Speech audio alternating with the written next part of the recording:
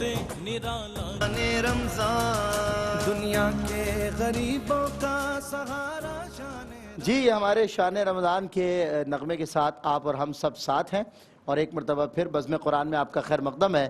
قرآن اور امم سابقہ پہ ہم بات کر رہے تھے، مختصر سی بات انشاءاللہ ڈاکٹر صاحب کی پھر شامل کر لیں گے۔ باقی لائیو ٹیلی فون کالز کا سیگمنٹ ہے، آپ کالز میں سوالات کیجئے اور پھر انشاءاللہ مفتیان کرام دیں گے جوابات۔ ایک اور کالر ہمارے ساتھ ہیں۔ السلام علیکم۔ ہیلو ہیلو جی ہیلو، آواز آ رہی ہے؟ السلام علیکم۔ وعلیکم السلام، بہت دیر سے آپ نے جواب دیا ہے، آپ کو آواز آ رہی ہے؟ آپ ٹی وی دیکھ رہی ہیں؟ چلیں ان کو اسکپ کریں، کوئی اور کالر دیں۔ جی السلام علیکم۔ السلام علیکم۔ السلام علیکم۔ وعلیکم السلام، کیا سوال؟ جی بھائی ہم مسلم ہیں، آپ کو پتا ہمارے ساتھ ہمارے ہمسائے اس ٹائم ہے، کیا اگر ہم دربار پہ جائیں تو ان کو ہم یہ کھانا؟ آپ مسلم ہیں، آپ کے ہمسائے غیر مسلم ہیں، ان کو زکوٰۃ دی جا سکتی ہے؟ نہیں، ٹھیک ہے ٹھیک ہے۔ مجھ سے بھی ایک صاحب نے کہا تھا کہ تالیف قلب کی خاطر کیا اب بھی زکوٰۃ دی جا سکتی ہے؟ نہیں، کسی نے پوچھا تھا، آپ نوٹ کر لیں۔ جی السلام علیکم۔ وعلیکم السلام۔ جی کیا سوال؟ جی میرا سوال یہ ہے کہ روزے میں انجیکشن لگوا سکتے ہیں؟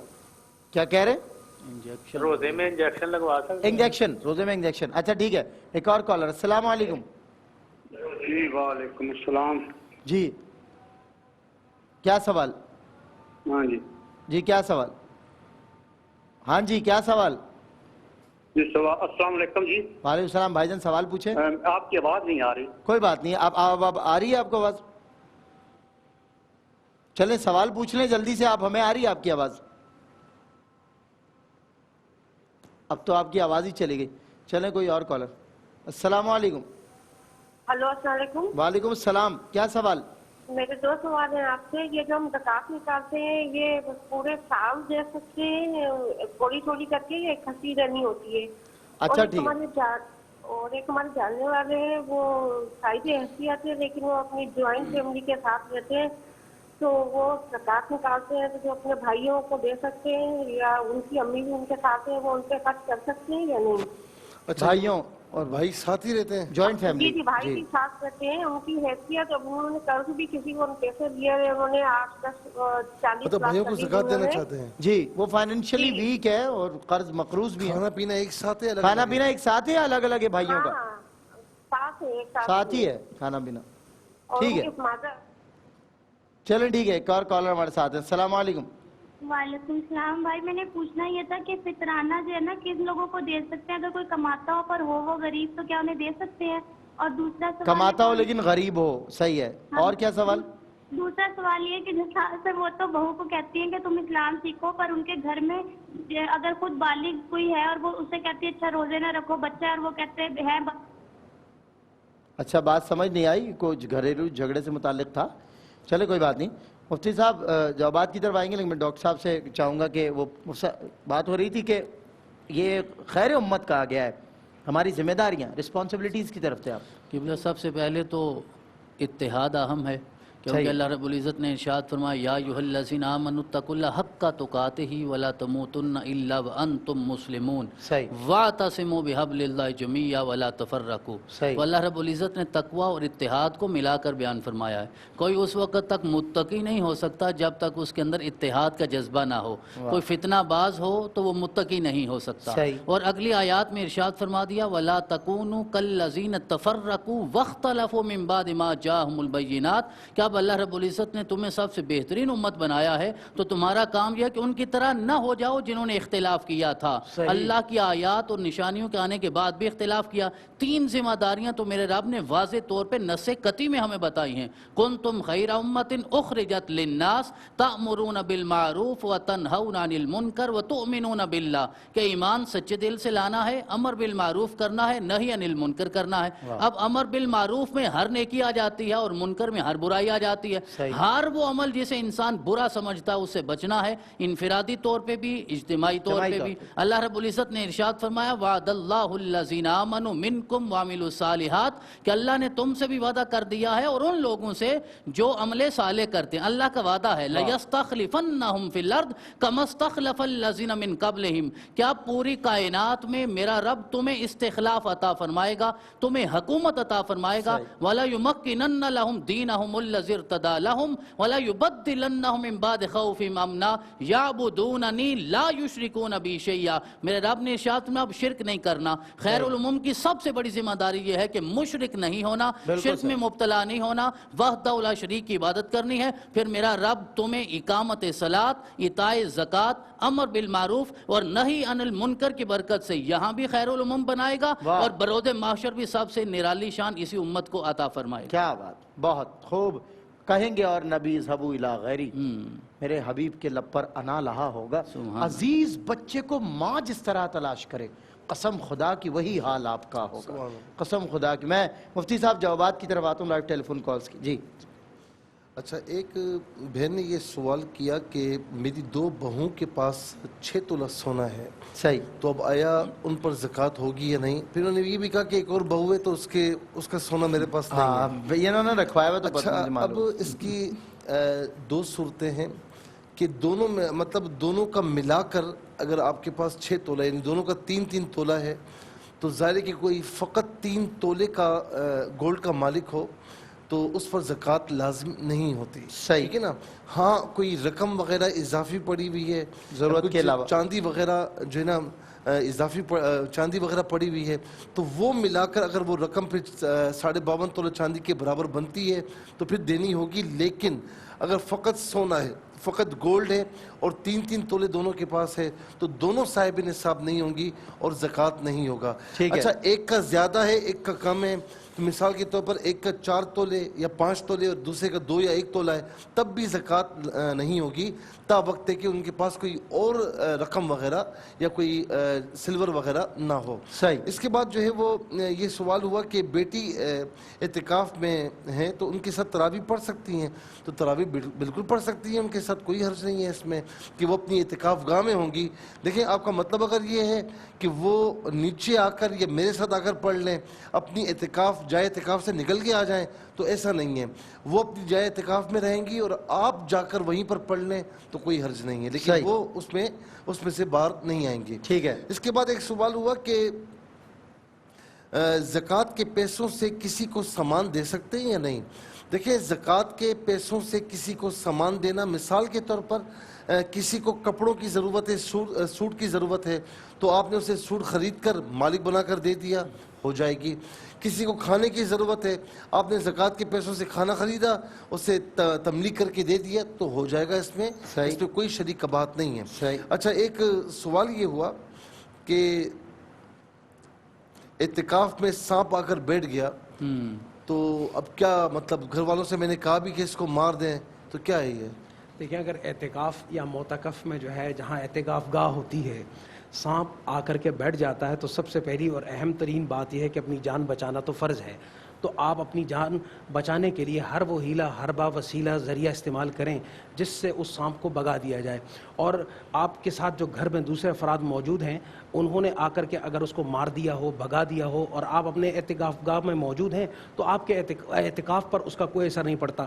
کیونکہ اگر آپ کا سوال یہ تھا کہ کیا سانپ کو مارنے سے آپ کے اعتکاف پر کوئی اثر پڑتا ہے, تو یقیناً آپ کے اعتکاف پر کوئی اثر نہیں پڑتا. بالکل صحیح. اور توہم بعض اوقات یہ بھی ہمیں ہو جاتا ہے کہ یہ ابہام کی ایک کیفیت ہوتی ہے کہ جی میں اعتکاف میں ہوں, تو یقیناً نصاب نہ جانے اللہ کی کون سی مخلوق ہے عبادت کے لیے آئی ہے, جی جی جی جی, تو وہ اس کے روپ میں, تو وہ اس روپ میں وہ مخلوق پھر ڈس لیتی ہے, تو پھر بڑا نقصان ہو جاتا ہے. بالکل ایسا تو اس لیے ہمیں آپ نے جو وہی فرمایا جو ہونا چاہیے. اچھا, ایک سوال یہ ہوا کہ نفل جو ہے کس کے نام پر پڑھے جائیں اور اس میں کیا صورت تلاوت کی جائے؟ کس کے نام پہ پڑھے جائیں؟ بطور ایصال ثواب یا اس سوال سے وہ ظاہر ہے ہر ایک کے نام پہ پڑھے جائیں. آپ بتا دیں کہ نیت کس طرح ہوگی اور ایصال ثواب کس کے لیے ہم کر سکتے ہیں؟ صحیح. ہاں, ایصال ثواب میں تو ظاہری بات ہے کہ قرآن و حدیث سے اجازت ہے, آپ کسی کے لیے بھی کر سکتے ہیں. اور نیت جو ہے آپ اس ثواب پہنچانے کی اس شخص کے لیے کریں گے, باقی جو ہے عبادت سجدہ وہ تو اللہ کی رضا کے لیے ہوگا. اور بہتر یہ ہے کہ آپ اس میں سورہ توحید کی، سورہ اخلاص کی تلاوت فرمائیں تاکہ ایک طرف توحید کی تلاوت بھی ہو جائے اور ایصال ثواب اس بندے تک پہنچ جائے۔ بالکل ٹھیک۔ اچھا جی، بچی کو نماز کے لیے کہتے تو رونے لگ جاتی ہے، اب کس طرح ترغیب دلائی جائے ڈاکٹر صاحب بتائیں؟ قرآن پڑھتی ہے لیکن نماز قرآن پڑھتی ہے، نماز کے لیے کہو تو روتی ہے، ہیلے کرتی ہے، مجھے نماز نہیں پڑھتی۔ لیکن اب یہ دیکھنا ہے کہ اس کی عمر کتنی ہے۔ اگر تو ابھی 4-5 سال کی بچی ہے، 7 سال سے چھوٹی ہے، تو پھر یہ ہے کہ زیادہ سختی نہ کی جائے۔ اگر 10 سال کی ہوگی تو پھر تو سختی کرنی پڑے گی، بالکل، اور پڑھانی پڑے، چاہے وہ روئے چاہے کچھ بھی۔ بالکل صحیح صحیح۔ اچھا ڈاکٹر صاحب، بہن کہتی ہیں کہ شوہر نے جو جیب خرچ لکھی تھی نا، پاکٹ منی، وہ دے نہیں رہے نکاح نامے میں۔ ویسے تو اصل بات یہ ہے کہ شوہر کے ذمے جو چیزیں ہیں وہ نان نفقہ ہے، سکنا ہے، اور جو ضرورت کی جتنی چیزیں ہیں وہ شوہر کو ادا کرنا یہ لازم ہے۔ رہی جیب خرچ کی بات، آپ بھی بحیثیت شوہر ایک ظاہر ہے یہ بات کر رہے ہیں، جیب خرچ کی جہاں تک بات ہے تو یہ شوہر نے کمٹمنٹ کی ہے، ایک وعدہ کیا ہے، تو بطور وعدے کے اس کو پورا کرنا لازم ہے۔ اور اگر وہ پھر بھی وعدہ پورا نہیں کرتے تو کسی بھی بڑے خاندان کے بڑے کو بٹھا کر کے اس مسئلے کو حل کروا قبلہ اگر لکھا تھوڑا ہے اور نان نفقہ زیادہ ہو گیا وہ تو بالکل انکار کر رہے ہیں کہ بالکل کچھ نہیں ملتا نا۔ ہاں صحیح بات ہے، صحیح کیا آپ نے، آپ نے بھی ٹھیک کیا ڈاکٹر صاحب جی فرمائیں۔ بہرحال یہ کہ گھر بگاڑنے سے بہتر یہ کہ اس کو اچھے طریقے سے اس کو حل کیا جائے۔ بالکل، بڑے تحمل سے مفتی صاحب یہاں راہ ہموار کرتے ہیں، میں نے دیکھا ہے، بڑی محبت فرماتے ہیں گھر والوں سے۔ جی اگر باقی ضروریات بالفرض پوری ہو بھی رہی ہیں تو آپ جیب خرچی کے لیے اتنے اصرار کی شاید کوئی ضرورت نہیں ہے۔ کیا کریں گے؟ اصل میں شوہر جب اس نے لکھا ہوگا بڑا خوش ہوگا اس میں، ہاں اس وقت اب وہ خوشی کی کیفیت میں بدل چکی، خوشی کے عالم میں کوئی فیصلہ نہیں کرنا چاہیے۔ نہیں وہ خوشی اب تک کس کیفیت میں بدل چکی ہے تو اس غریب شوہر سے بھی تو پوچھا جائے نا۔ لیکن بہرحال یہ ایک ایسی بات نہیں ہے جس کے لیے آپ یعنی گھر کو جو ہے وہ تباہ کر دیں اور گھر کا ڈاکٹر صاحب میں تو آپس کی بات ہے، ٹو بی ویری آنیسٹلی، ذرا سی بات پہ آپ حضرات کے پاس مسائل آتے ہوں گے، ذرا سی بات پہ یہ رشتے ٹوٹنے کو ہیں، اتنے کمزور ہو چکے ہیں رشتے جو کہ اتنے مضبوط ہوا کرتے تھے۔ لڑکی کو بھی یہ سمجھنا چاہیے جب میں پورے گھر سے رخصت ہو رہی ہوں، اسلام میں ایک یہ طریقہ کار ہے کہ مجھے گھر سے تو مجھے اب اپنے شوہر کو دیکھنا ہے۔ اس کو ایسا ہے نا کہ ہم صرف اپنی حقوق کی بات کرتے ہیں نا، فرائض کی بات نہیں کرتے۔ بالکل رائٹس کی بات ہو رہی ہے، اگر ہم اپنی فرائض کی بات کریں تو دوسرے بندے کو حق خود ہی مل جائے گا۔ صحیح بات، یعنی ہم اپنے رائٹس کے لیے ڈیفینسو ہیں، رسپانسبلٹیز کے لیے۔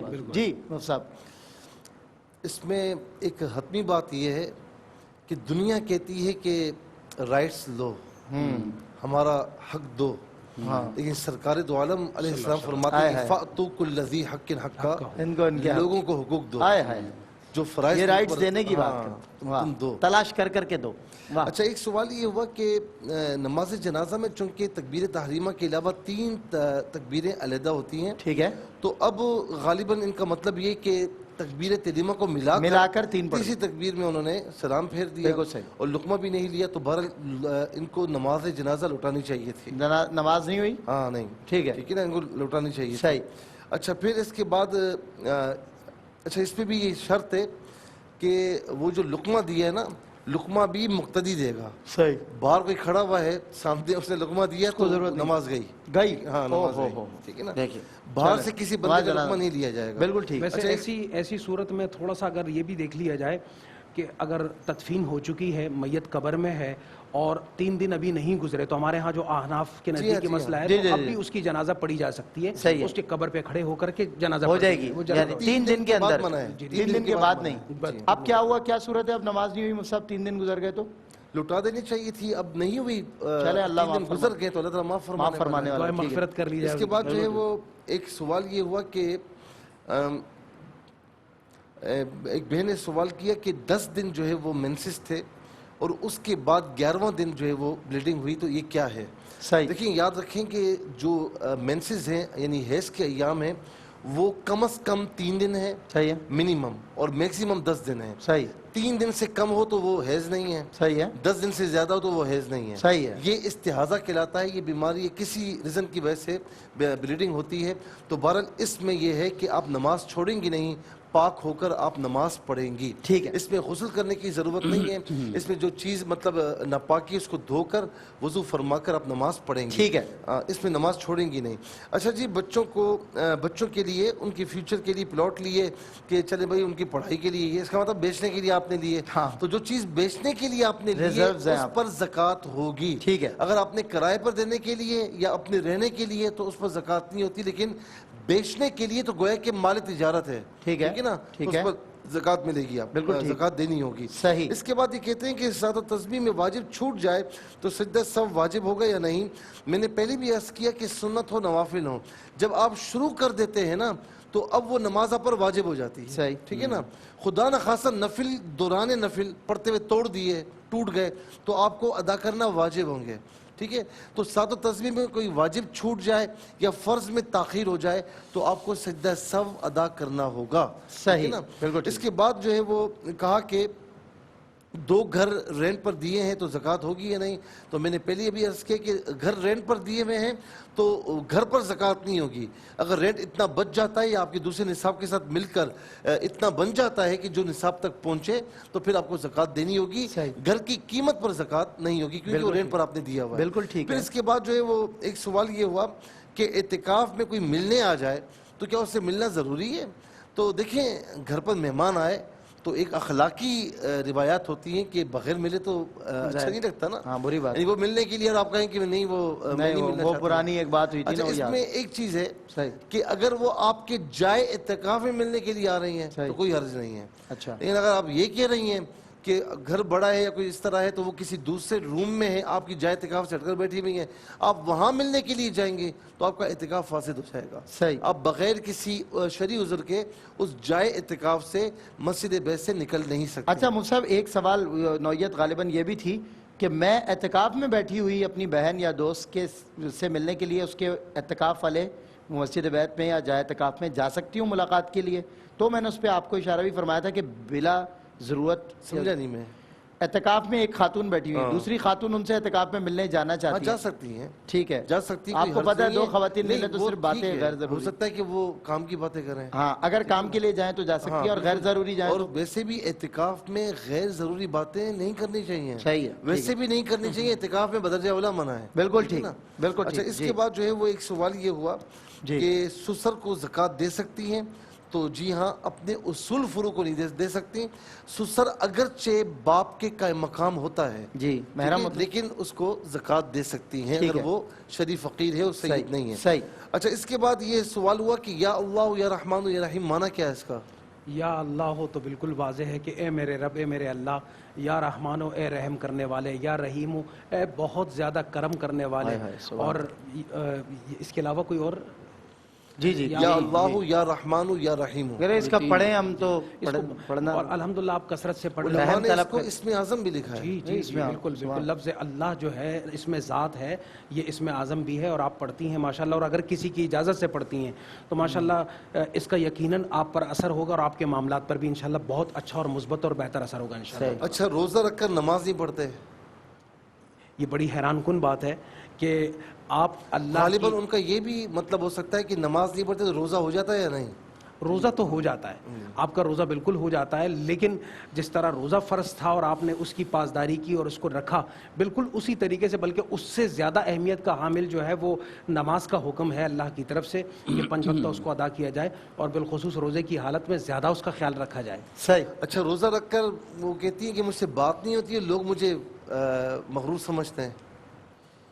چلیں کوشش تو یہ کرنی چاہیے کہ بندہ بہتر کرے کیونکہ تقوی ہی مقصود ہے روزے کا. صحیح بات. اور لوگوں کو بھی خیال کرنا چاہیے اگر روزے کی وجہ سے ایسا ہو رہا ہے. صحیح بات. لیکن یہ ہے کہ یہ آپ کے کہنے کا اعتبار نہیں ہوگا، یہ دیکھنا ہوگا کہ روزے کے علاوہ آپ کی کیفیت کیا ہوتی ہے. بالکل صحیح. کیا رمضان میں آپ ایسے ہیں یا غیر رمضان میں بھی ایسے ہی ہیں؟ تو پھر تو وہ آپ کی عادت ہو جائے گی. بالکل صحیح. جی ہوں صاحب. اچھا. وہ میاں چنو سے جو کال آئی تھی کہ کوئی دینی ادارہ تو آپ اپنے ادارے کا ایڈریس بتا دیں. آپ نے ادارے کا انڈورس فرما دیں. جی گجرات میں ادارہ ہے دارالعلوم محمدیہ غوثیہ، اور اس ادارے میں درس نظامی ہے بچوں کے لیے بھی بچیوں کے لیے بھی، اور حفظ قرآن کی تعلیم بھی ہے، اور ہاسٹل ہے فری ہے بالکل، تعلیم بھی رہائش بھی کھانا بھی ساری چیزیں. اور یہ بات بھی انڈورس کروں کتنا دور ہے اس سے؟ جی میاں چنو کتنا میاں چنو فاصلہ ہے میرے خیال کافی.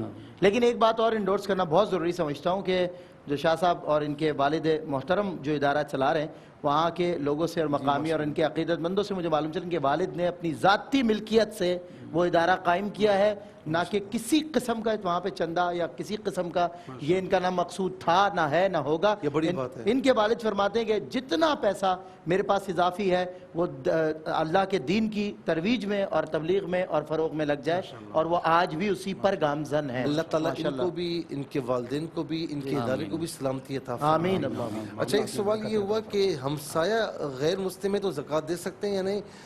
غیر مسلم کی آپ صدقات نافلہ کے ذریعے مدد کر سکتے ہیں، لیکن صدقات واجبہ جیسے کفارے کی رقم ہے یا زکوٰۃ ہے اس سے مدد نہیں کر سکتے، غیر مسلم کو زکوٰۃ نہیں دے سکتے۔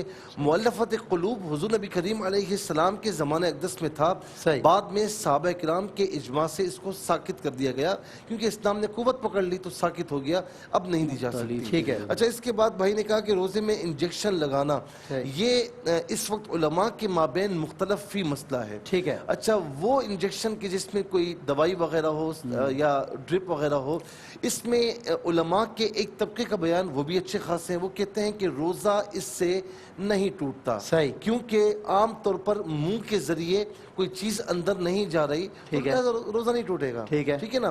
اچھا اسی طریقے سے وہ جو کہتے ہیں کہ روزہ ٹوٹ جاتا ہے تو وہ یہ کہتے ہیں کہ آپ جو کوئی دوا لیتے ہیں نا، دوا ہضم ہونے کے بعد خون میں شامل ہوتی ہے، اس کا فائدہ ہوتا ہے، یا غذا لیتے ہیں تو بعض اوقات جب غذا لینے کے قابل نہیں ہوتے تو آپ کو انجیکشن کے ذریعے غذا دی جاتی ہے، وہ ڈائریکٹلی آپ کے خون میں شامل ہو جاتی ہے۔ اچھا فیڈنگ بائی جس کو انجیکشن، ڈائریا ہوتا ہے تو بالکل صحیح، فیڈ کرتے ہیں۔ تو فرمایا کہ جو چیز منہ سے غذا لینے میں جو فائدہ ہے اس سے بھی وہی فائدہ مستفاد ہے، تو لہٰذا انجیکشن سے روزہ ٹوٹ جاتا ہے۔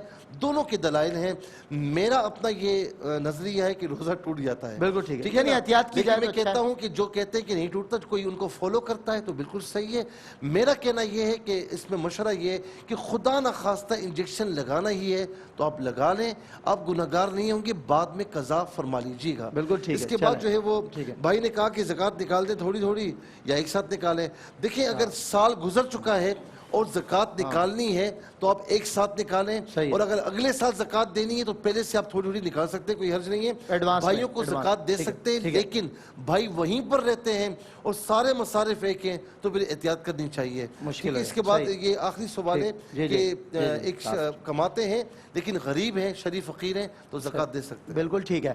میں اتفاق ہو گیا، کافی دیر سے بیٹھا ہوا تھا اس معاملے میں، تو ایک مختصر سا وقفہ اور مفتی محمد سہیل رضا امجدی صاحب، ڈاکٹر حبیب الرحمان صاحب، ڈاکٹر سید حامد فاروق بخاری شاہ صاحب، تینوں کا بہت بہت شکریہ۔ پہلا سیمی فائنل ہمارے کوئز شو کا، کوئز سیگمنٹ کا، بہت انٹرسٹنگ ہوتا ہے وہ سیگمنٹ، مجھے پرسنلی بہت زیادہ پسند ہے۔ ملتا ہوں آپ سے اپنے کوئز سیگمنٹ میں اس بریک کے بعد، یعنی معلومات ہی معلومات۔